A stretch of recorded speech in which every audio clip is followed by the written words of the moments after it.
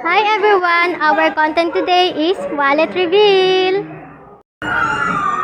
So this is mine. This is J.Ann wallet, and it is Rini's wallet, and last it is Eliza wallet. And I want you to share what is the kung ano po yung laman ng mga wallet na yan.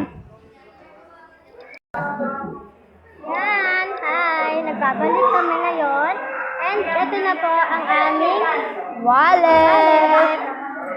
And I want you to show kung ano po yung laman ng mga wallet na to. 1, 2, 3, go. First, ito na po yung wallet ko. Then, I reveal kung ano po yung laman na to. I have a key para po masisian yung mga bahay na nakalock. And may mga coins ako dito kasi mahirap lang kami. Kaya wala talagang papel na laman to. Ayan. May 25 centavos. May 10 pesos. And 2 pesos of 5. And last one, 1 pesos. And total is 21 pesos, 0.25 centavos. And then here, ABS student. I'm Benny. Ito naman po yung aking wallet. Labil, i-reveal na po natin ang ating wallet.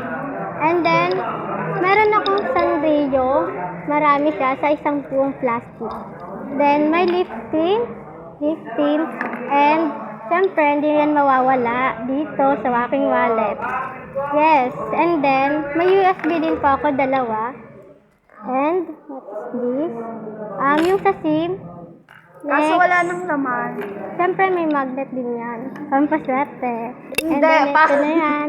Hindi yan pampaswerte, pang pamagnet lang pera Okay na. yan. At ito naman po yung wallet ng isa naming kaklase. First, bubuksan muna natin. Then, oh! Oh my God! Oh my God! Sa akin kanina, walang papel. Ngayon, kasi mayaman kasi siya. Kaya, may mga papel siya dito. Yan. Oh my God. Ang daming pera. And, total of 44 pesos. And goodbye. Goodbye, guys. May pahabol. By the way, I'm Rena Jean Virico. And And me, I am J. Anatara Duman.